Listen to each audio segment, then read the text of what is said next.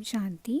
इस वीडियो में हम अव्यक्त मुरली अध्ययन प्रोजेक्ट के लिए 6 अप्रैल 1982 की मुरली का रिवीजन करेंगे, जिसका टाइटल है दास व अधिकारी आत्माओं के लक्षण।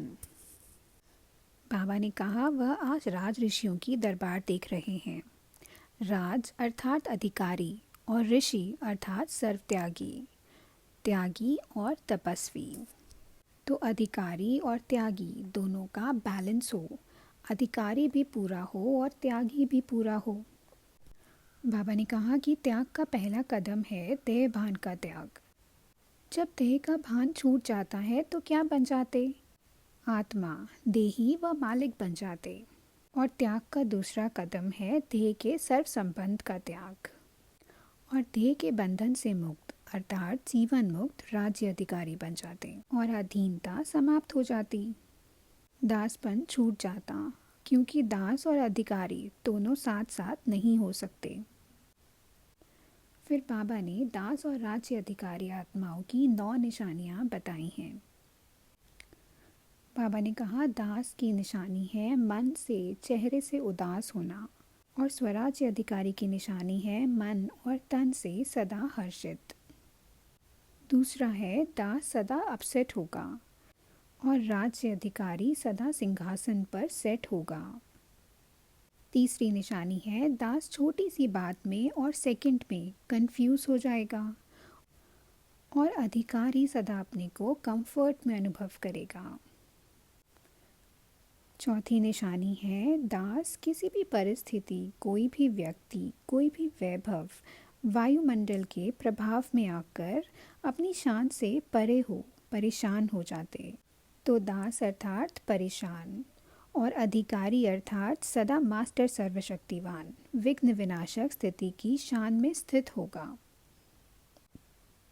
पांचवी निशानी है दास आत्मा सदा अपने को परीक्षाओं के मझधार में अनुभव करेगी।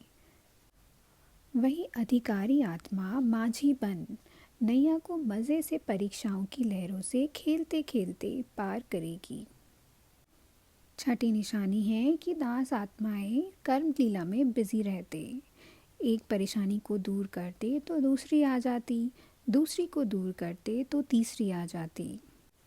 इसी में बिजी हो उदास रहते हैं तो कर्म लीला करते तख्त से खिसक जाते। वही राज्य अधिकारी आत्माएं याद की चुंबक से सीट पर सदा सेट रहती हैं। सातवीं निशानी है दास आत्माएं सदा अर्जियां डालते रहते। 3 मास से परेशान हूँ, 6 मास से सोच रहा था, इतनी अर्जियां मिलकर फाइल हो जाती। पर बाबा ने कहा कि यह भी सोच लो कि जितनी बड़ी फाइल है उतना फाइन देना पड़ेगा। इसलिए अर्जी को ख़त्म करने का सहज साधन है सदा पाप की मर्जी पर चलो। बाबा ने कहा कि राज्य अधिकारी आत्माएं सदा पाप की मर्जी पर चलते हैं और बाप की मर्जी है कि हर एक आत्मा सदा शुभ चिंतन करने वाली हो, सर्व के प्रति सदा शुभ चिंतक रहने वाली, सर्व कल्याणी और विश्व कल्याणी बने। और 8वीं निशानी है कि दास आत्माएं कर्मेंद्रिय के जादू के जाल में फंस जाती, जिससे निकलने में बहुत टाइम वेस्ट हो जाता।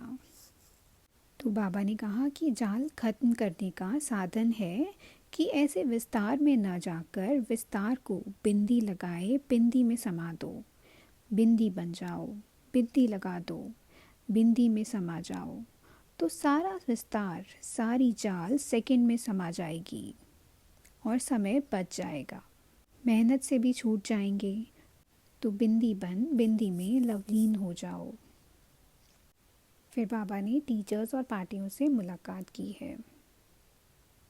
अब अगले वीडियो में हम 8 अप्रैल 1982 की मुरली का रिवीजन करेंगे, जिसका टाइटल है लौकिक व अलौकिक संबंध का त्याग। अच्छा, ओम शांति।